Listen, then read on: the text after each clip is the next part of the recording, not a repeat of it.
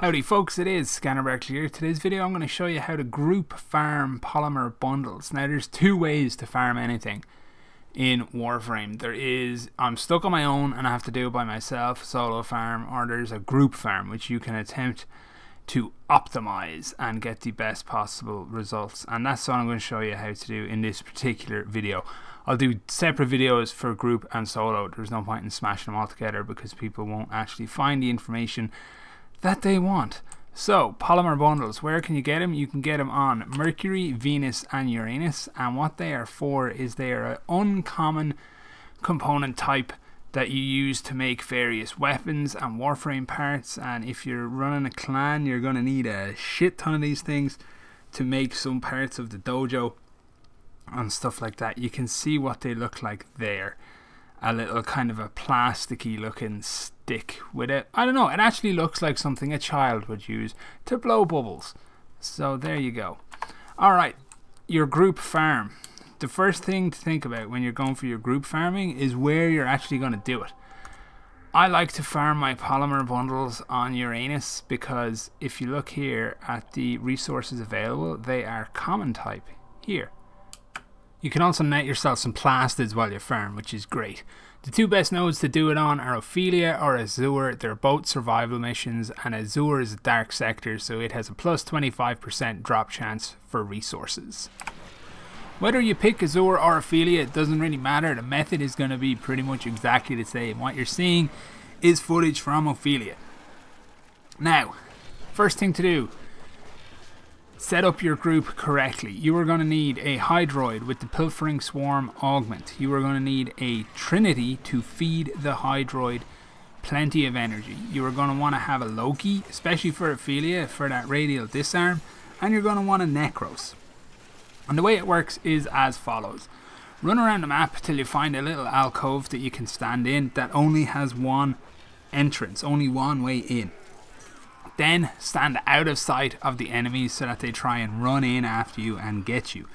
The Hydroid will Pilfering Swarm at the opening of the alcove, so as the enemies run in, they get snatched up into his web of tentacles. The Pilfering Swarm Augment allows a reroll of their loot table. Basically, the tentacles are wiggling them around, they drop loot. Then the tentacles kill them and they drop loot. And then the Nekros rerolls the bodies and they drop loot. So it's just triple stacking that possibility of a polymer bundle dropping. Now in this video, important point to note, we're running a resource drop booster, and I myself am running a 2x resource booster. So there's lots of boosters happening in this video, and it's a very good way to run it. If you want to grab yourself a 3-day booster and a bunch of your mates and just run the shit out of this for 3 days, then do it.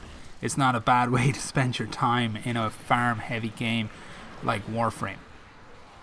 So basically, stand out of sight, let all the tentacles snatch up all the bad guys, have the Nekros re-rolling the bodies. I'm running Despoil here, so I'm using health to re-roll or to cast Despoil even. That way the Trinity only has to worry about keeping the Hydroid full of energy. And that's really it. Every 2.5 minutes we use the Loki's radial disarm to disarm, unsurprisingly, all the enemies, and we run out and we pick up all the crap and then we run back in and just repeat the process over and over and over again. It's a very simple farm. The efficiency is derived from the actual people who are in the squad, the actual Warframe choices and your augment choices. That's where the efficiency comes from. Now, as I said, we're running plenty of boosters here. Every 5 minutes or so, I was picking up about 5,000 polymer total. So this is a very, very effective way to farm this. You're also getting plastids. You're also getting tons of mods, which have no real use in and of themselves if you're any kind of distance into the game, but are an easy source of endo. So it's a very good, very efficient, very effective farm.